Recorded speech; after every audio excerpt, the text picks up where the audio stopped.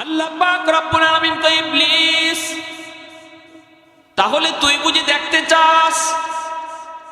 কয় হ, আমি দেখতে চাই। আল্লাহ বলে, না না, আমার আইয়ুব বিপদে পড়লেও আমি আল্লাহকে ডাকবে। ইবলিস কয়, না, বিপদে পড়লে ডাকবে না। আল্লাহ বলে, তাহলে দেখ। এই বইলে আল্লাহ পাক রব্বুল আলামিনের পরীক্ষা শুরু হয়ে গেল আল্লাহর পয়গম্বর সাইয়্যিদুনা আইয়ুব আলাইহিস সালামের উপর। ভাইয়েরা, বন্ধুরা, সর্বপ্রথম তার নিউজ আসলো তার মিল ফ্যাক্টরিগুলা ধ্বংস হয়ে যাচ্ছে, এই কারখানা ওই কারখানায় আগুন লাগছে। যখনই বিপদ কোনো খবর ওনার কানে আসতো, সাথে সাথে আল্লাহর পয়গম্বর আল্লাহর শুকরিয়া আদায় করত।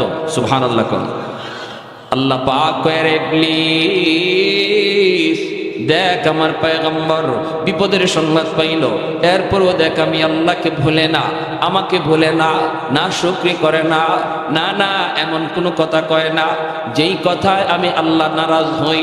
আমাদের কারো উপরে যখন বিপদ আসে তখন আমরা মাঝে মাঝে এমন কথা মুখ দিয়ে বের করি যেই কথার দ্বারা আল্লাহ নারাজ হয়ে যায়। কিছু মানুষ এমনও পাওয়া যায়, কয় আল্লাহ বুঝি আমারে শুধু পাইল, আল্লাহ বুঝি আর কাউরে দেখে না। আমি নামাজ পড়ি, আমি রোজা রাখি, আমি দাড়ি টুপি নিয়ে চলি, বিপদ আমারে ছাড়ে না। এই লোকটা নামাজ পড়ে না, রোজা রাখে না, এর দিক কোনো বিপদ আসে না, এত সুখে শান্তিতে আছি, তাহলে ঠিক আছে, আজ থেকে আমিও আর নামাজ পড়বো না। নাউজুবিল্লাহ। আমি সিলেট এক এলাকায়, আমার বাড়ি তো সিলেটে এক এলাকায় গেলাম, রানীগঞ্জ, জগন্নাথপুর, সুনামগঞ্জ, বয়ান করলাম। তো আমারে বয়ানের শেষে মানুষের যারা কর্তৃপক্ষ কয়, হুজুর ওই যে ঘরটা দেখতেছেন, এই ঘরের একটা লোক পাক্কা নামাজি আছিল, পাক্কা নামাজি, দিনদার, মা মুসিবতে পড়ছে। আমি তো বললাম, ওই আল্লাহ ইমানদারের ইমানের পরীক্ষা নিবে মুসিবত দিয়া, ঠিক না? মুসিবতে পড়ছে, হয়তো একটা দুইটা মুসিবত তার উপরে আসছে। হঠাৎ করে একদিন দেখা যায় বাজারে চিল্লায় চিল্লায় কয়, আল্লাহ কি আমারই শুধু খালি দেখে, আমারই শুধু ফাইল? তো নামাজ পড়ে লাভ হইল কি? আল্লাহর বন্দিগি কইরা লাভ হইল কি যদি খালি আল্লাহ আমারই বিপদ দেয়? যে নামাজ পড়ে না হেইদি ভালো আছে। নাউজুবিল্লাহ করলো। যে হালাল হারাম মানে না, সুদ খায়, ঘুষ খায়, হেইদি ভালো আছে। এই কথা বলতেছে, মানুষ বলতেছে, ভাই এই কথা কয় না, কয় রাখ, কয় না, আমি কম বুঝি না। এই কথা কইয়া মুরতাদ হয়ে গেছে, একদম মসজিদ ছাড়া হয়ে গেছে, দাড়িটা পর্যন্ত ফলাই দিছে। নাউজুবিল্লাহ। জোরে কর। হুজুর আমরা দেখছি কিছুদিনের পর, কিছুদিনের ভিতরেই তার শরীরে পচন শুরু হয়েছে, হাত পা, এমনকি নবীর সুন্নত যে দাড়িটা ছিল, এই দাড়িটা কাটার কারণে পুরা মুখটা তার ফুচে গেছে, পুরা মুখ পচন ধরছে। এই আল্লাহর বান্দা শোনো, আমি একটা ইবাদত, আল্লাহর একটা গোলামি পারতেছি না, কিন্তু আমি মনে মনে দুর্বল, আমি আল্লাহর কাছে আসামি। আল্লাহ আমি এটা করা দরকার ছিল, আল্লাহ আমি পারতেছি না, আল্লাহ তুমি আমারে মাফ করো, আমারে করার তৌফিক দাও, আল্লাহ আমারে দাড়িটা রাখার তৌফিক দাও, দাড়িটা রাখা দরকার। এইভাবে যদি একটা মানুষের অন্তরে এরকম ভাবে অপরাধী ভাব থাকে, আল্লাহ তারে একদিন দাড়ি রাখার তৌফিক দিয়ে দিবে। কিন্তু একজন মানুষ যদি দাড়ি, আবার কি দাড়ি না রাখলে কি হইছে, এই ধরনের কথা যদি কয়, সাথে সাথে সে বেঈমান হয়ে যায়, সাথে সাথে বেঈমান। এজন্য আল্লাহ নবী বলেছেন, একটা জমানা আসবে এমন, যেই জমানায় সকালবেলা মুমিন, বিকালে হবে কাফির। সে কোন কথার কারণে কাফির হইছে এটা নিজেও বুঝবে না। ইউসবিহুর রাজুলু মুমিনা ওয়া ইউমসি কাফিরা। আল্লাহ নবী বলেন, সকাল বিকালে তার ঈমান উলট পালট হবে, সে বুঝবে না এই ধরনের কথার দ্বারা। আমি মসজিদে যাইতে পারি না, আল্লাহ আমাকে তুমি জামাতে নামাজ পড়ার তৌফিক দাও, এই কথা বলা, আল্লাহ আমার সুযোগ তৈরি করে দাও, আল্লাহ আমি বহুত বড় অপরাধী, আল্লাহ আমি গুনাহটা এখনো ছাড়তে পারতেছি না, আল্লাহ আমারে ছাড়ার তৌফিক দাও, এই কথা যে মানুষটা অন্তর থেকে কয়, আল্লাহ তার মৌতের আগে আগে গুনাহ থেকে মুক্ত কইরা আল্লাহ তার ওলি বানায়া কবরে নেয়। আর গাউরামি করলে এর মরণ হয় বেঈমানের হালতে। এজন্য ইসলামের কোন বিধান নিয়ে গাউরামি করা যাবে না, বা কেউ করতেছে তার টিটকারি করা যাবে না। দাড়িওয়ালা একজন মানুষ ভুল করতে পারে, কিন্তু যদি আমি বলি ইজাদ দাড়ি রেখে কি হইতো, দাড়ি রেখে মিথ্যা কথা কয়, আপনি দাড়ির উপরে কথা বললেন কেন? এরকম দাড়ি রেখে কি হইতো, এরকম নামাজি হয়ে কি হইতো, এই ধরনের কথা বলার দ্বারা ওই যে নবী বলছেন সকালে ছিল ইমানদার, বিকালে হয়ে গেছে কাফির। বুঝে আসছে ভাই? বুঝছেন? একজন আলিম ভুল করতে পারে, একজন আলিম ভুল করতে পারে, কিন্তু আলিমের ভুলের কারণে যদি কেউ খায়, মোল্লা মুন্সি হইয়া কি হইতো? মোল্লা মৌলবী একটাও ভালো না, মৌলবী জাতি ভালো না। তাহলে ওই কি জানেন, রাইসুল মুফাসসিরিন আব্দুল্লাহ ইবনে আব্বাস রাদিয়াল্লাহু তাআলা এই উম্মতের ভিতরে যিনি সবচেয়ে বড় মুফাসসির ছিলেন, যিনি আল্লাহর কালাম সবচেয়ে বেশি বুঝছেন, আমার নবীর আপন চাচাতো ভাই রাইসুল মুফাসসিরিন আব্দুল্লাহ ইবনে আব্বাস রাদিয়াল্লাহু তাআলা আনহু বলেন, এ যত বড় হাজী হোক, যত বড় নামাজি হোক, মরণের সময় বেঈমান হইয়া মরবে।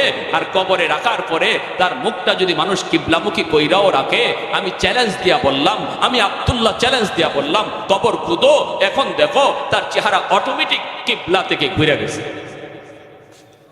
কিবলা থেকে ঘুরে গেছে। যারা উলামায়ে কেরামের উপরে, আলিম সমাজের উপরে খারাপ ধারণা রাখে, আব্দুল্লাহ ইবনে আব্বাস বলেন, আমি আব্দুল্লাহ কসম করে বলি, তোমরা তার কবর খুঁজো, দেখবা পশ্চিম দিকে তার কিবলা নাই, তার মুখ নাই, তার মুখ অটোমেটিক ঘুরে গেছে কিবলা থেকে। সাবধান। এজন্য আমার ভাইয়েরা, বন্ধুরা, কথা বলতে হিসাব করে বলতে হবে। জবান যত কম চালাবো তত মুক্তি পাবো। মান সমাতা নাজা, যে কথা কম বলবে সে তত মুক্তি পাবে, যে কথা তত বেশি বলবে সে তত বেশি ধরা খাবে। আল্লাহ পাক কয়, ইবলিস, এই যে দেখ, আমার আইয়ুব বিপদের সংবাদ শোনার পর আমি আল্লাহকে ভুলে না, সুখে থাকতে আমারে যেইভাবে ডাকছে, বিপদে পড়লেও আমারে ওইভাবেই ডাকে। আল্লাহু আকবার। সুখে থাকা অবস্থায় যেইভাবে আমার কদমে সেজদা দিছে, বিপদে পড়ার পরেও আমার কদমে সেজদা দেয়। অতএব তুই কি বললি আর কি দেখতেছি? ইবলিস কয়, মালিক, ও মালিক, কেন তোমার সেজদা দেয় জানোনি? বিপদের সংবাদ শুই না তো কোনো লাভ নাই, রাজত্ব এখনো আছে। আল্লাহ পাক রব্বুল আলামিন রাজত্বটাও আল্লাহ কেড়ে নিয়ে নিলেন। এরপরও নবী আল্লাহকে ডাকে, আল্লাহর কদমে সেজদা দেয়। ইবলিস কয়, সব কিছু নিয়ে গেছো, এরপরও তোমারে ডাকে কেন জানোনি?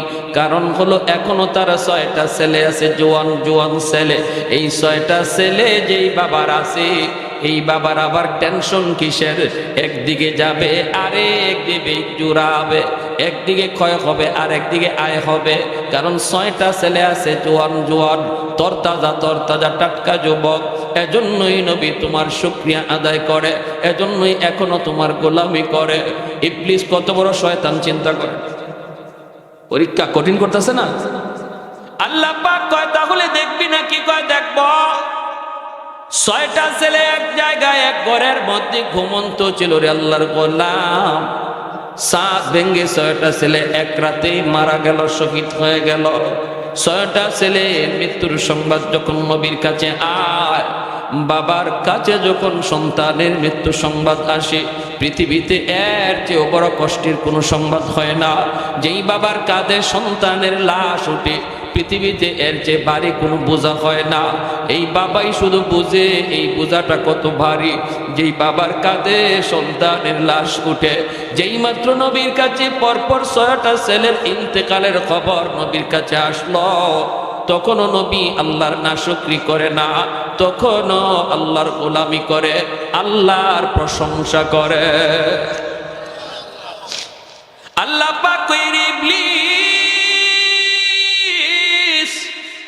দেখ, টাকা দেখ, আমার পয়গম্বর এত বড় বিপদের খবর, এরপর আমি আল্লাহকে ভুলে না। ভাইরে, যা বলতেছি একটু দিলের কান দিয়া কথাগুলি শুনুন। আমার আপনার বিপদ কিন্তু এর চেয়ে বড় না। বরং অনেক হালকা বিপদ আমার আপনার উপরে আসে। অনেক সময় আমরা বিপদে পড়ে একদম হায় হুতাশ করে ফেলি, আল্লাহ নাশুকরি করে ফেলি। বিপদে পড়ছে, অসুস্থ হয়েছে, এখন আর তারে মসজিদে পাওয়া যায় না। না না, এমনটা তুমি কইরো না। আল্লাহর গোলাম, বিপদ যিনি দেয় উদ্ধার করে কে? যে আল্লাহ বিপদ দেয় সেই আল্লাহ উদ্ধার করে, ঠিক না? আর কারো কাছে গিয়া কোনো লাভ নাই। মুশকিল কুশা একমাত্র কে? কোন দয়াল বাবা, কিবলা বাবা, খাজা বাবা, জটাশা, ল্যাংটাশা, কোনো বাবাই পারে না। বিপদ থেকে উদ্ধার করার একমাত্র শুধুমাত্র কেবলমাত্র মালিককে আল্লাহ। এই একদিন আছে তো আওয়াজ আসতে কেন? কোনো আছেন নাকি? কেউ অসুবিধা দিতেছে? অসুবিধা দিতেছে? সাবধান, মনে রাখবা। আমরা মায়ার নবী, রহমতের নবী রওজা শরীফ জিয়ারত করি। মদিনা শরীফ যারা গেছেন দেখবেন নবীজি রওজা শরীফ জিয়ারত করছেন, জিয়ারত করে আপনি মোনাজাত উঠাইছেন। এখন চাইতেছেন আপনি বিপদ আপদ আছে, এগুলো আল্লাহর কাছে চাইবেন, হাত উঠাইছেন। আমাদের চোখের সামনে আমরা দেখছি নবীজি রওজার পাশে গিয়া নবীরে সালাম দিয়া জিয়ারত করে হাত উঠাই দিছে রওজার দিকেই। সাথে সাথে ওই এলাকার সৌদি পুলিশরা, সৌদি মুতু যারা, আলেম উলামা যারা, তারা আইসা অত্যন্ত আদবের সাথে তার দেহটারে ঘুরায় দেয়। মুনাজাত করা অবস্থায় আরবিতে কয়, ভাই এই জায়গা নবীকে শুধু সালাম দেওয়া তোমার দায়িত্ব, চাওয়ার জায়গা রওজা না, চাওয়ার জায়গা হলো বাইতুল্লাহ। জোরে কোন সুবহানাল্লাহ। চাওয়ার জায়গা কোথায়? বাইতুল্লাহ। চাইতে হবে কার কাছে? আল্লাহর কাছে। নবীকে সালাম দাও, তোমার সালাম নবী শুনছেন, তোমার সালামের জবাবও নবী দিচ্ছেন। এইবার চাইবা যা নবীর কাছে না, চাইবা আল্লাহর কাছে। আর আমি আপনাকে দয়াল বাবার কাছে, বাবা বাবা, বাচ্চা হয় না, বাচ্চা হয় না, খালি মাইয়া হইতেছে, পোলা হয় না। Hi hi hi hi. Sylhet দরগা যাই গা বাচ্চার লাগে গিয়ে। আমি একবার সিলেট দরগা গেছি, গিয়া দেখি এক মহিলা কাপড় সরাইয়া পেট দিয়া দরগা বসাইতেছে। নাউজুবিল্লাহ, আসতে কইছেন না কেন? দরগাওয়ালার কোনো ক্ষমতা আছে পেটে বাচ্চা দেওয়া? হ্যাঁ, আহা। এজন্য আল্লাহ নবী বলেছেন, ইউসবিহুর রাজুলু মুমিনা ওয়া ইউমসি কাফিরা। এমন এক জামানা, এমন এক যুগ আসবে যেই যুগে সকালে হবে মুমিন, বিকালে হবে কাফির। আল্লাহ আমাদেরকে এই সমস্ত কাজ থেকে হেফাজত করুন। সবাই বলি আমিন। আল্লাহ পাক রব্বুল আলামিন কই, প্লিজ তাহলে তুই বুঝি দেখতে চাস? বলে দেখতে চাই। ইবলিস কয়, আল্লাহ ৬টা সন্তান নেওয়ার পরেও তোমার পয়গম্বর তোমাকে কেন ডাকে জানুনি গো মালিক? কেন ডাকে? আল্লাহ বলে কেন? ইবলিস কয়, এখনো তার 4টা স্ত্রী আছে। যেই লোকটার 4টা স্ত্রী আছে তার আবার টেনশন কিসের? 6টা ছেলে গেলেও কোনো অসুবিধা নাই, ছেলে জন্ম নেওয়ার এখনো সুযোগ আছে, কারণ 4টা বউ আছে, টেনশনকে। আল্লাহ পাক রব্বুল আলামিন কয়, ইবলিস তাহলে দেখতে চাস? বলে দেখতে চাই। 4টা স্ত্রীর ভিতরে একজন স্ত্রী ছিলেন আইয়ুব নবীর খেদমতে, যার নাম ছিল বিবি রহিমা। আর 3জন তারা এক জায়গায় ছিলেন ঘুমন্ত। এই 3জন বিবি একসাথে তারা মারা গেলেন। নবীর কাছে খবর আসলো আপনার 3জন বিবি একসাথে দুনিয়া থেকে বিদায়। এরপরও মায়ের নবী আইয়ুব নবী আল্লাহর নাশুকরি করে না গো। এই কথা মুখ দিয়ে কয় না, মালিক আমারে নবী বানাইয়া লাভ হইল কি? এত বিপদ তুমি আমারে দিতেছ, তাহলে আমার নবুয়তি পায়া লাভ হইল কি? তোমার গোলামি কইরা লাভ হইল কি? একবারও তিনি বলেন না। 3জন বিবির মৃত্যু সংবাদ পাওয়ার পরও নবী আল্লাহর শুকরিয়া আদায় করে। ও আমার মা বোনেরা, খেয়াল করে শোনো গো মা, তোমার আমার বিপদ এর চেয়ে বড় নয়, সমানও নয়, এর চেয়ে 1000 গুণ ছোট, এর চেয়ে হাজার গুণ ছোট। ছোট্ট বাচ্চারা মারা গেছে, কলিজার টুকরা সন্তান তোমার মারা গেছে। না না না, শুকরি করবা না। নাবালিগ অবস্থায় যার বাচ্চা মারা যায়, ওই বাচ্চাগুলিকে আল্লাহ পাক রব্বুল আলামিন কিয়ামতের ময়দানে বাপ মার জন্য বহুত বড় সুপারিশকারী বানায়। বাচ্চাগুলি আল্লাহর কাছে ডাক দেয়া কয়, মালিক, ও মালিক, তুমি আমারে দুনিয়াতে পাঠাইছো, পাঠানোর সময় আমার মা কত কষ্ট করছে, জান বের হয়ে যায় অবস্থা। এরপরে আমি দুনিয়াতে আসলাম, এত কষ্ট আমি মাকে দিলাম, কিন্তু মার কোনো খেদমত আমি করতে পারলাম না। আমার মা ঋণ আমি শোধ করতে পারলাম না। আল্লাহ, আজ যদি তুমি আমাকে জান্নাতে দিতে চাও, আমার মা বাবা সারা জান্নাতে যাইব না। হয় আমার বাপ মার সাথে জাহান্নামে দিয়ে দাও, হয় আমাকে আমার বাপ মার সাথে জাহান্নামে দিয়ে দাও, নতুবা আমার সাথে আমার বাপ মারে জান্নাতে দিয়ে দাও। আমি আমার মা বাবা ছাড়া থাকবো না। আল্লাহ, তুমি আমার দুনিয়াতে পাঠাইছো, আমার মা আমার বাবা আমার উপর কি পরিমাণ ঋণ, আমি তো ঋণ শোধ করার সুযোগ পাই নাই, দিছো না। আজ হাসরের মাঠে যদি আমাকে জান্নাত দিতে হয়, বাপ মা ছাড়া জান্নাতে যাইব না। রব্বুল আলামিন তখন বলে, বান্দারে, আমি আল্লাহর আদত হচ্ছে জাহান্নামীকে জান্নাতে দেওয়া, কিন্তু কোন জান্নাতীরে জাহান্নামে দেওয়া এটা আমার আদত না। বান্দা, তুমি তো জান্নাতি, তোমাকে আমি জাহান্নামে দিতে পারি না। ঠিক আছে, নেও, তোমার সুপারিশে বাপ মারেও জান্নাত দিয়া দিলা। এজন্য বাবা সবর করো, সবর, মা সবর করো, সবর। এই বাচ্চাটা তোমার জন্য জান্নাতে যাওয়ার উসিলা হবে, জান্নাতে যাওয়ার উসিলা হবে। শুধু মুখ দিয়া এমন কোন কথা বইল না যেই কথার কারণে ঈমান চলে যায়, আল্লাহ নারাজ হয়ে যায়। এমন কথা বইল না, এমন কথা বইল না। আল্লাহর দোহাই তুমি এমন কথা বইল না। মৃত্যু সংবাদ শুনছো, ইন্না লিল্লাহি ওয়া ইন্না ইলাইহি রাজিউন কয়া তুমি দোয়াটা পড়ো।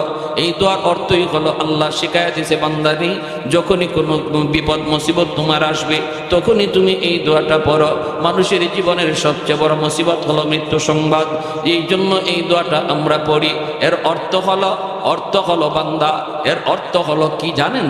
আমি যখন বলি ইন্না লিল্লাহি ওয়া ইন্না ইলাইহি রাজিউন, এর অর্থই হলো, ভাইরে তুমি যাও, আমি তোমার পিছনে আসতেছি।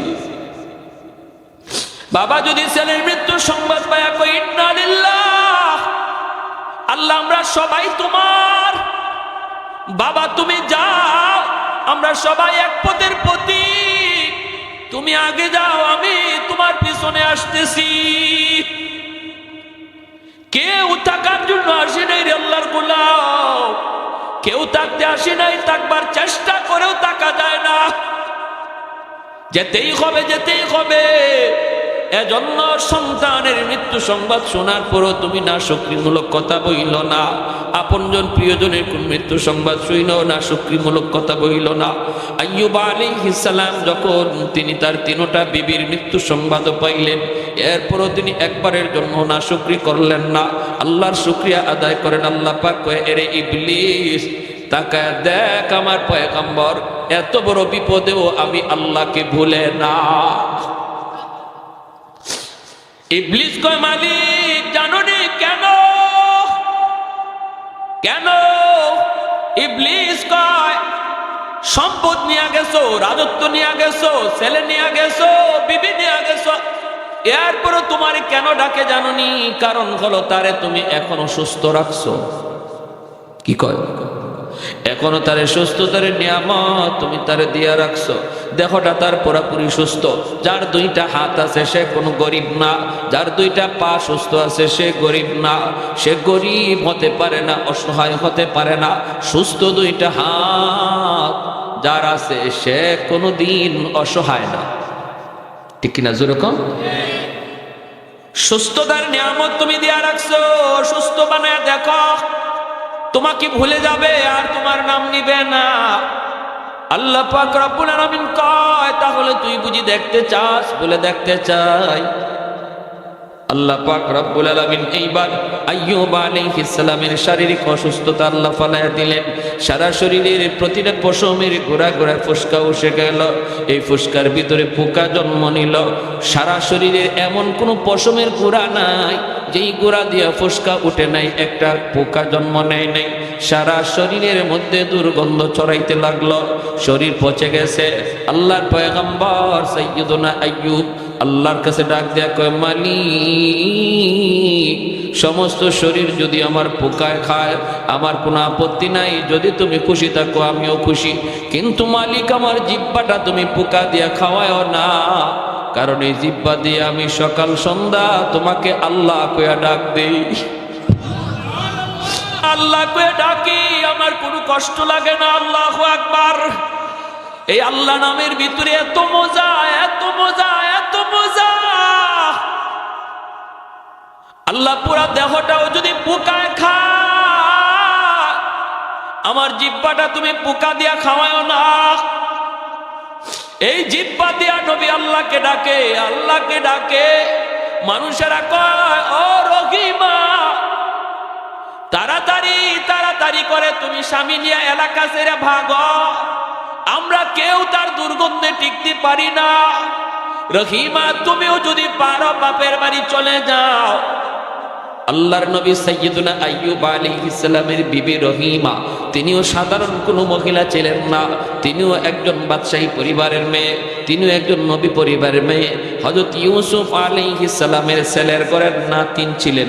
অতএব যেমন ছিলেন সুন্দরী তেমন ছিলেন নবী পরিবারের কন্যা, আবার ছিল বাদশাহীও। এত কিছু থাকার পরেও যখন আপনজন মানুষেরা কয়, রহিমা তাড়াতাড়ি আইয়ুবকে চাইরা তুমি ভাগো, রহিমা কান্দে আর কয়, তোমরা কি কও গো? আমার স্বামী যদি রাজি থাকে আল্লাহর তৈরি জান্নাতের মেহমান আমি হব, আর যদি আমার স্বামী নারাজ থাকে আমার আমল লইও জান্নাত পাবো না। স্বামী যদি রাজি থাকে আল্লাহ পাক মহিলাকে জান্নাত দেয়। আল্লাহ নবী রহমতের নবী বলেন, কোন স্বামী যদি মারা যায় এই অবস্থায় সে তার স্ত্রীর উপরে খুশি ছিল, এই স্ত্রী মরতে দেরি আল্লাহর তৈরি জান্নাত পাইতে দেরি হবে না। অথবা কোন স্ত্রী যদি আগে মারা যায় আর স্বামী যদি তার উপরে সন্তুষ্ট থাকে, নবী বলেন মরতে দেরি জান্নাত পাইতে দেরি নাই। সুবহানাল্লাহ, জোরে বলেন। এজন্য মায়ার নবী দয়ার নবী বলেন, মহিলাদের জন্য নবী বলেন, মা বোনদের জন্য আমার নবী বলেন, চারটা জিনিসের হিসাব যদি কোনো মহিলা আল্লাহকে দিতে পারে আল্লাহ পাক তার জন্য জান্নাতের সবগুলি দরজা আল্লাহ ওপেন করে দিবে, আর বলবে যে কোনো জান্নাত দিয়া তুমি ঢুকো। আইয়ুমা ইমরাতিন ইদা সাল্লাত খামসাহা ওয়া সামাত শাহরাহা ওয়া হাফিজাত ফারজাহা ওয়া আতাআত বালাহা। এক নম্বরে নবী বলেন, নামাজের হিসাব যদি আল্লাহর কোনো বান্দি আল্লাহকে দিয়া দেয়। দুই নম্বরে রোজার হিসাব যদি আল্লাহকে দিয়া দেয়। তিন নম্বর হলো সে তার সতীত্ব যদি হেফাজত করে, পর্দা যদি শরীফ পর্দা মাইনা চলে। চার নম্বর হলো যদি সে স্বামীর খুশি রাখে, স্বামীর কথা মতো চলে। মায়ার নবী দয়ার নবী বলেন, এই মহিলা জান্নাতের যে কোনো দরজা দিয়ে ঢুকবে, কেউ তারে বাধা দিবে না। এজন্যই মায়ার নবী বলে, মহিলাদের জন্য জান্নাতে যাওয়া সহজ, পুরুষের তুলনায় মহিলাদের জন্য জান্নাতে যাওয়া সহজ। কারণ মহিলাদের হিসাব হলো কম, মাত্র 4 কাজের হিসাব। একজন পুরুষের 4 কাজের হিসাব শুধু নয়, অনেকগুলি হিসাব একজন পুরুষকে দেওয়া লাগবে। কেমনে তুমি সংসার চালাইছো, কেমনে আয় করছো, কেমনে ব্যয় করছো, সমাজের মানুষের সাথে কেমনে চলছো, প্রতিবেশীর হক তুমি আদায় করলা কিনা, জুম্মার নামাজে গেছো কিনা, জিহাদের ডাক আসলে জিহাদে গেলা কিনা। হিসাব কিতাব অনেকগুলি দেওয়া লাগবে, অনেক পুরুষকে দেওয়া লাগবে। কিন্তু মহিলার উপরে এত কোনো প্রশ্ন নাই। ঘরের টাকা কেমনে আসলো, কেমনে ব্যয় হলো, আল্লাহ কোনো মহিলাকে আল্লাহ জিগাবে না, জিগাবে পুরুষকে। এর জন্যই মায়ার নবী বলেন, মহিলারা দুনিয়াতে আল্লাহর ওলি হওয়ার লাইনে, আল্লাহর ওলি হওয়ার লাইনে পুরুষের চেয়ে অর্ধেক পথ আগায় থাকে, অর্ধেক পথ আগায় থাকে। পুরুষ যদি 100 মার্কের মধ্যে 100 মার্কই কামাই করতে হয় পুরুষের আল্লাহর ওলি হওয়ার জন্য, কিন্তু মহিলাকে আল্লাহ পাক রব্বুল আলামিন 100 মার্ক কামাই করতে আল্লাহ বলে না। আল্লাহ কয় মহিলাদেরকে, মা বোনেরা, আল্লাহর নবী জানাইছেন তুমি মাত্র 50 মার্ক কামাই করবা, আর 50 নাম্বার আল্লাহ তোমাকে দয়া কইরা দিয়া দিছে। শুধু মহিলা হওয়ার কারণে আল্লাহ মহিলাকে নিজে দয়া কইরা 50 নাম্বার দিয়া দিছে জন্মসূত্রে, আর বলছে তুমি আর বাকি 50 নাম্বার কামাই করো, মাত্র 4 কাজের হিসাব দাও। এরপর নবী বলেন জাহান্নামে আমি মহিলাদেরকে বেশি দেখেছি।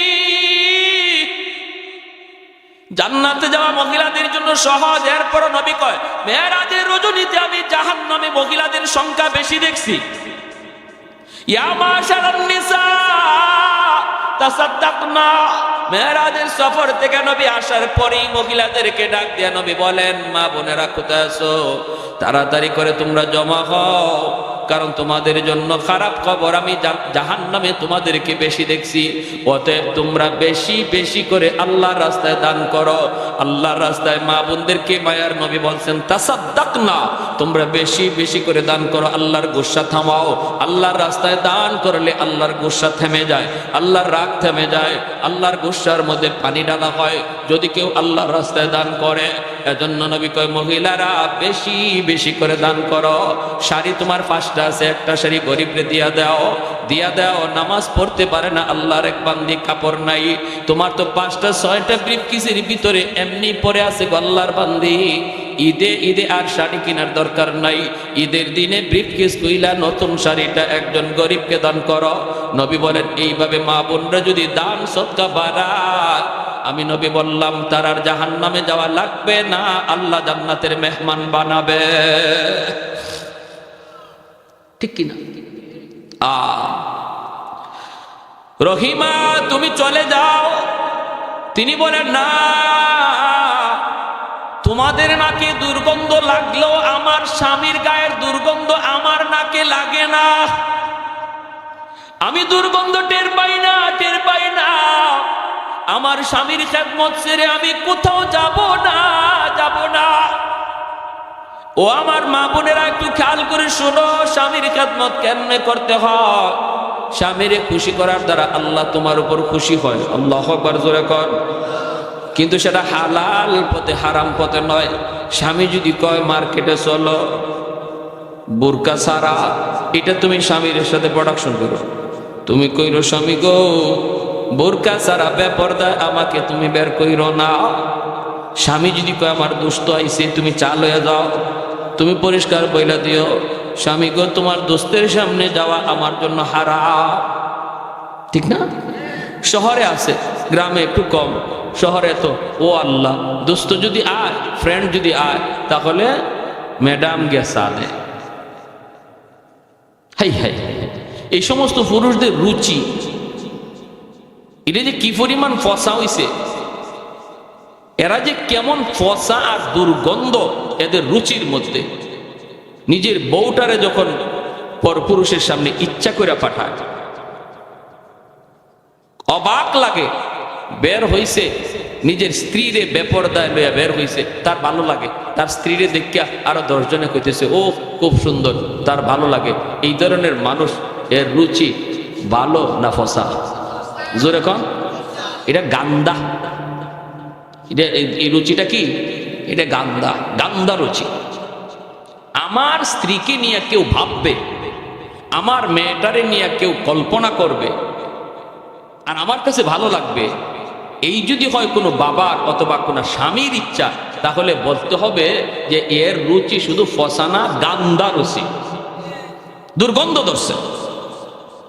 এবং হাসরের মাঠে আল্লাহর আদালতে সে যত বড় হাজি হোক, যত বড় নামাজি হোক, আল্লাহর আদালতে সে ধরা খেয়ে যাবে তার স্ত্রীকে বেপরদায় চালানোর কারণে, মেয়েকে বেপরদায় চালানোর কারণে, অধীনস্থ বোনকে বেপরদায় চালানোর কারণে।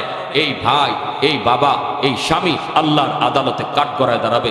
আল্লাহ বলবে তোমার নামাজ লইয়া তো তুমি জান্নাতে যাওয়ারই কথা, আগে স্ত্রীর হিসাব দাও, স্ত্রীরটাও তোমার হিসাব দিতে হবে। মেয়ের হিসাবটা আগে বুঝাও, বোনের হিসাবটা আগে বুঝাও, এরপরে তোমার হজ লইয়া, তোমার নামাজ লইয়া তুমি জান্নাতে যাও। সম্ভব? হ্যাঁ? এজন্য ঘরের মেয়ে, ঘরের স্ত্রী, ঘরের বোনদের পর্দার মধ্যে রাখা দরকার। আসেনি না নাই? আসেনি না নাই? আল্লাহ নবী রহমতের নবী বলেন সালাসাতুন কাদ হারামাল্লাহু আলাইহিমুল জান্নাহ মুদমিনুল খাম ওয়াল আক ওয়াদ দাইয়ুস আল্লাযী ইউকিরু ফি আহলিহিল খুবুস। 3 ব্যক্তির জন্য জান্নাত হারাম, জান্নাত হারাম হয়ে যায় 3 ব্যক্তির জন্য। মুদমিনুল খাম, যে মদ খায়, ওয়াল আক, যে বাপ মার অবাধ্য, তার জন্য জান্নাত হারাম। 3 নম্বরে নবী বলেন ওয়াদ দাইয়ুস আল্লাযী ইউকিররু ফি আহলিহিল খুবুস, ওই পুরুষ যে পুরুষ তার ঘরে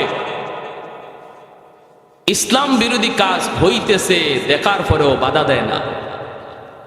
ঘরের অধীনস্থ মানুষগুলি আল্লাহকে নারাজ করতেছে, মেয়েটা বেপরদায় বের হয়, বাবা দেখে, এরপরও বাধা দেয় না। স্ত্রী বেপরদায় ঘুরে, এরপরও বাধা দেয় না। ঘরের মধ্যে নাচ গান চলে, ঘরের মধ্যে আল্লাহকে নারাজ করার অনুষ্ঠান চলে, এরপরেও যে অভিভাবক বাধা দেয় না, নবী বলেন সে পুরুষ দায়ুস, সে হলো পুরুষ দায়ুস, তার জন্য জান্নাত হারাম। তার জন্য কি জান্নাত? সালাসাতুন ক্বাদ হারামাল্লাহু আলাইহিমুল জান্নাহ, মুদমিনুল খামর ওয়াল আক ওয়াদ দায়ুস আল্লাযী ইউকিররু ফি আহলিল খুবুস আও কামা ক্বালা নবী আলাইহিস সালাম। এজন্য সাবধান, আমরা যারা অভিভাবক, আমার নামাজ লইয়েই যে আমি জান্নাতে চলে যেতে পারবো, মোটেও না, মোটেও না। ঘরের হিসাব আমাকে দেওয়া লাগবেই লাগবে, অধীনস্থ মানুষের হিসাব আমাকে দিতেই হবে। আমি যদি নামাজি হই, ছেলেটাকে নামাজি বানানোর চেষ্টা করতে হবে। আমি যদি পর্দা মানি, স্ত্রীটাকেও পর্দার ভিতরে রাখতে হবে, ঠিক কিনা ভাই? আইয়ুব আলাইহিস সালাম, ওনাকে ছাড়তে রাজি না বিবি রহিমা। এলাকার মানুষেরা কয়, রহিমা তাহলে তুমি এলাকা ছেড়ে দাও, এই এলাকায় থাকলে আমরা থাকতে পারবো না। কই তুমি যাইবা? তুমি তাড়াতাড়ি যাও। বিবি রহিমার স্বামীকে নিয়ে তিনি ধরে ধরে, সাইয়্যিদনা আইয়ুব আলাইহিস সালাম তিনি তো হাঁটা চলাও করতে পারেন না, স্ত্রীকে ধইরে ধইরে তিনি ঘর থেকে বের হয়ে যাচ্ছেন। রে যুবক, যেই মানুষটা ছিলেন এক সময় এই এলাকার বাদশাহ, এই এলাকার রাজা, কোনো কিছুর অভাব তার ছিল না, আজ তার ঘরে পর্যন্ত জায়গা হয় না, ঘর থেকে বের হয়ে যাইতে হচ্ছে। এলাকার মানুষ, প্রতিবেশী কেউ তারে থাকতে দেয় না। রাস্তায় চলে গেলেন স্বামীকে নিয়া। পথিকেরা কয়, রহিমা রাস্তায় তুমি যাইকো না, আমরা এই রাস্তা দিয়ে হাঁটাচলা করি, যদি রাস্তায় তুমি অবস্থান করো, আমরা দুর্গন্ধের কারণে রাস্তা দিয়ে হাঁটতে পারি না। আল্লাহর পয়গম্বর সাইয়্যিদুনা আইয়ুব আলাইহিস সালামকে নিয়ে বিবি রহিমা তিনি চলে গেলেন মাঠে। মাঠে চলে যাওয়ার পর কৃষকেরা দৌড়ে আসছে। কৃষকেরা আয়া কয়, রহিমা গ, এখানে মাঠে যদি অবস্থান করো তাহলে আমরা কাম কাজ করতে পারবো না, তুমি অন্যত্র কোথাও চলে যাও। তাম পৃথিবীটা যেন ছোট হয়ে আসলো। যেই মানুষটা এই এলাকার এক সময় রাজত্ব করতেন, আজ তার কোথাও জায়গা হয় না রে। ঘরে জায়গা নাই, রাস্তায় জায়গা নাই, মাঠেও জায়গা হয় না। আল্লাহর বান্দি স্বামীকে নিয়ে তিনি জঙ্গলের দিকে রওনা দিলেন। জঙ্গলের কাছে যায় দেখেন একটা ডাস্টবিন। এলাকার মানুষেরা এই জায়গায় ময়লা ফালায়, এই ডাস্টবিনের কাছে অনেক দুর্গন্ধ, ডাস্টবিনের দুর্গন্ধ। বিবি রহিমা মনে মনে ভাবতেছে, স্বামী গ, ও স্বামী, কোথাও তো জায়গা হয় না, কেউ থাকতে দেয় না, বসতে দেয় না। আমার তো মন বলে এই ডাস্টবিনের কাছে আমরা থাকার অবস্থান করি, কারণ এই জায়গা দিয়া ডাস্টবিনের দুর্গন্ধের কারণে কেউ আসে না, কেউ যায় না। অতএব যদি আমরা এই জায়গায় অবস্থান করি, কেউ সরাবে না। স্বামীকে নিয়ে ডাস্টবিনের কাছেই তিনি থাকার ব্যবস্থা করলেন, এই জায়গায় তিনি থাকবার ব্যবস্থা করলেন। স্বামী তিনি তো আল্লাহর পয়গম্বর, তিনি তো শুয়ে থাকেন। এরকম কোন রকম একটা ঝুপড়ির মতো বানাইয়া স্বামীকে নিয়ে তিনি এই জায়গায় থাকেন।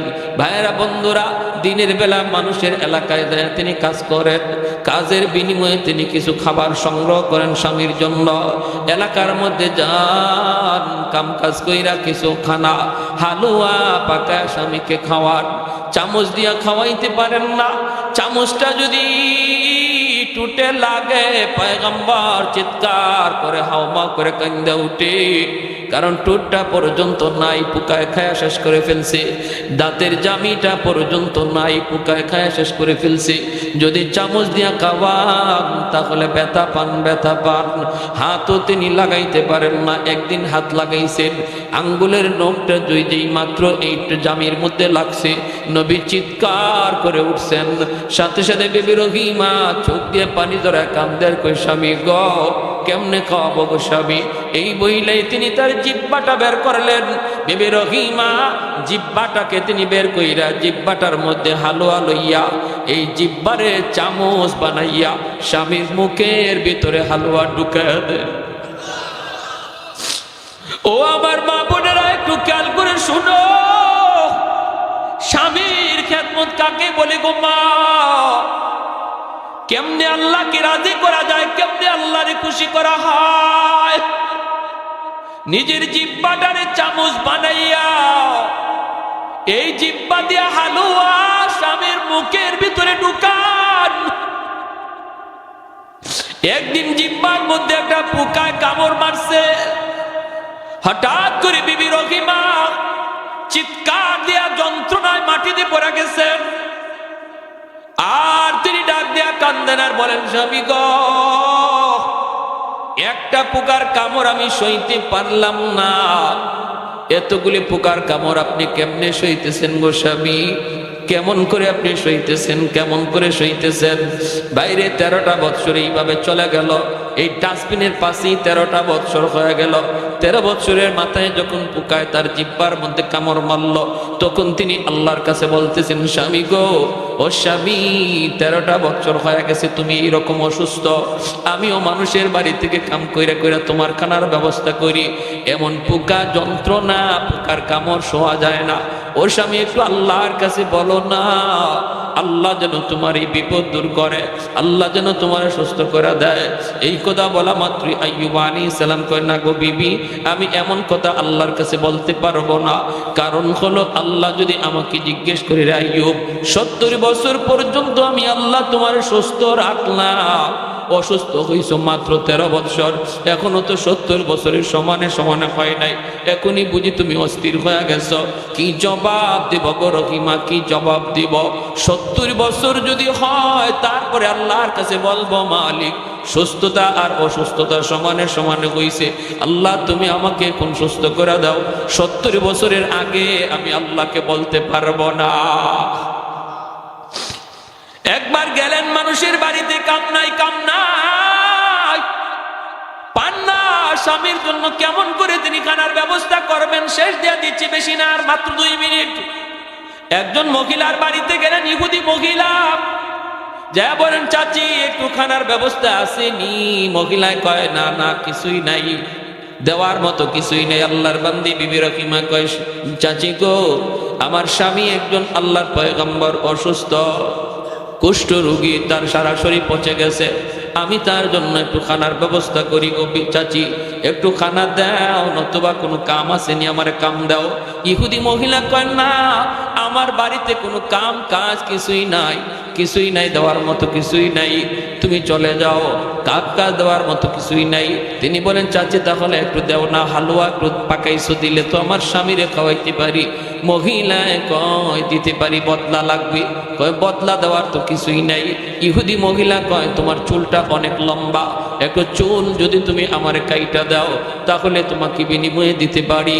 আল্লাহর পয়গম্বর সাইয়্যিদুনা আইয়ুব আলাইহিস সালাম, তিনি তো ওই জায়গায় চুপড়ির মধ্যে আল্লাহ আল্লাহ জিকির করে। ভাইরা বন্ধুরা, এইদিকে বিবি তিনি বলতেছে, না গো চাচি, চুল দেওয়া যাবে না, আমার চুলটা লম্বা হলো। এই চুলটাকে আমার স্বামী লাঠি বানাইয়া বসা থেকে তিনি দাঁড়ায়, আমার স্বামী চুল ধরে ধরে দাঁড়ায়, চুলটা আমি দিতে পারবো না। ইহুদি মহিলা কয়, তাহলে ভাগো, আমার কাছে কিছু নাই। বাধ্য হয়ে তিনি কিছু চুল দিয়া দিলেন। এইদিকে ইবলিস সুযোগ পাওয়া গেছে। ইবলিস আল্লাহর পয়গম্বর সাইয়্যিদুনা আইয়ুব আলাইহিস সালামের কাছে মানুষের বেশ ধরে আইসা বলতেছে, নবী গো, জানেন না আপনার বিবি রহিমা কেমনে আপনার জন্য খানার ব্যবস্থা করে? বলে, কেমনে? কয়, আমাদের এলাকাতে যায়, চুরি কইরা কইরা আপনার জন্য খানা নিয়ে আসি। আল্লাহর পয়গম্বর সাইয়্যিদুনা আইয়ুব কয়, অসম্ভব, এটা হতেই পারে না, আমার বিবি নবী পরিবারের মেয়ে, এটা করতেই পারে না, জান যাবে তবুও চুরি করবে না। হয় যদি বিশ্বাস না হয়, আসার পরে তার চুলটা দেখেন, আজকে চুরি করতে যায় এক জায়গায় ধরা পড়ে গেছে, এজন্য তার চুল কাইটা দিছে। নাউজুবিল্লাহ। আইয়ুব আলাইহিস সালাম কয়, যদি এমনই হয় তাহলে তারে আমি 80টা দুর্রা মারব। তিনি আসছেন, আসার পরে তাকাইছেন, তাকাইয়া দেখেন চুল কাটা। তখন তো বুঝছেন তুমি তাহলে চুরি করে আমার জন্য খানা আনো নাকি? বলে আল্লাহর নবী গো খোদার কসম আমি এমনটা করি নাই, আমি এমনটা করি নাই। তাহলে কে বলছে? মানুষের সুরত ধরে একজন আসছিল, সে তো ইবলিস। জিব্রাইল আলাইহিস সালাম এক নবী গো, ও ইবলিস আপনার স্ত্রীর ব্যাপারে সন্দেহ করবেন না, সে যা বলছে এটাই সত্য। তাহলে কসম পুরা করবেন কেমনে? 80টা কঞ্চি হাতে নিয়ে একবার স্ত্রীর গায়ে আঘাত দিয়া দেন, কসম পুরা হয়ে যাবে। ওই অবস্থায় আল্লাহ পাক রব্বুল আলামিন জিব্রাইলকে পাঠাইছে, জিব্রাইল যাও তো আমার আইয়ুবকে যে সালাম দাও। জিব্রাইল আমিন এসে সালাম দিছে। নবী সালামের জবাব দিতে একটু দেরি হয়ে গেছে। জিব্রাইল আমিন কয় নবী গো আপনি যদি সালামের জবাব দিতে দেরি করেন উম্মতে করব কি, উম্মতে করব কি? তখন আইয়ুব আলাইহিস সালাম কয় ভাই জিব্রাইল আমি জবাব সাথে সাথেই দিতে চাইছিলাম, কিন্তু ওই মুহূর্তে আমার জিহ্বার মধ্যে একটা পোকা মাত্র উঠছে খানা খাওয়ার জন্য। আমি চিন্তা করলাম যদি আমি এখন জিহ্বাটা নাড়া দেই, জবাব দিতে যাইয়া পোকাটা মাটিতে পড়ে যাবে। হাসরের মাঠে যদি পোকা আল্লাহর কাছে বিচার দেয়, আল্লাহ পাঠাইছিলা তোমার নবীর কাছে খানার জন্য, আমারে খাইতে দেয় নাই, মাটিতে ফালাই দিছে, এই ডরে আমি সাথে সাথে জবাব দেই নাই। পোকাটা যখন আমার জিহ্বা থেকে সরছে তখন আমি সালামের জবাব দিছি। আল্লাহ কয় জিব্রাইল কেমন জবাব পাইছো? আল্লাহ এই জমিনে এত সুন্দর জবাব আল্লাহ আমি জিব্রাইলের মনে পড়ে না আর কেউ দেয়। আল্লাহ তুমি রহম করো তোমার নবীর উপর। আল্লাহ কয় তাহলে আমার নবীরে কও হাঁটুতে নিজের পা দিয়ে যেন মাটিতে আঘাত করে, পায়ের গুড়ালি দিয়ে যেন আঘাত করে। জিব্রাইল কয় নবী গো পায়ের গুড়ালি দিয়ে আঘাত করেন। বলে আমার তো গুড়ালি নেই। বলে যা আছে তা দিয়ে আঘাত করেন। আঘাত করতেই জমজমের পানির মতো পানি উঠতে শুরু হলো। আল্লাহ বলতেছে জিব্রাইল বলো আমার পয়গম্বরকে এই পানিটা যেন খায়, এই পানিটা যেন শরীরে লাগায়। খাওয়া মাত্র আর শরীরে মুসা মাত্রই সমস্ত পোকা জড়জড়াইয়া পড়ে গেছে। 18 বৎসর পর, কয় বৎসর পর?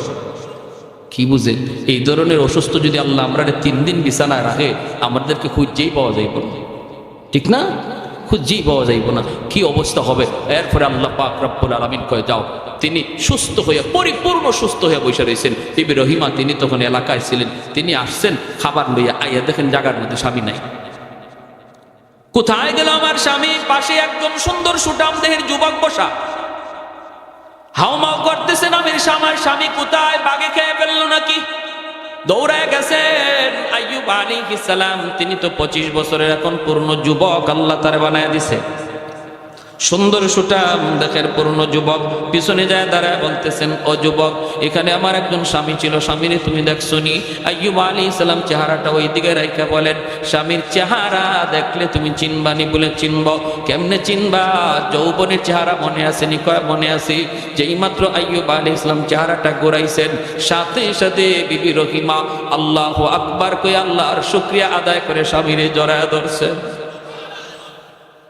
আল্লাহ সমস্ত নিয়ামত আবার ফিরাইয়া দিছে, যা নিছিল আল্লাহ সব ফিরাইয়া দিছে। কোন কোন তাফসীরি কিতাবে লিখছেন এরপরে এই পরীক্ষায় পাশ করার পর সাইয়্যিদুনা আইয়ুব আলাইহিস সালাম যদি কোথাও হাইটা যাইতেন তার পিছন দিয়া স্বর্ণের বৃষ্টি পড়ত। এত নিয়ামত আল্লাহ আবার ফিরাইয়া দিছিলেন। তখন যখন বিপদে পড়ে সবর করছেন।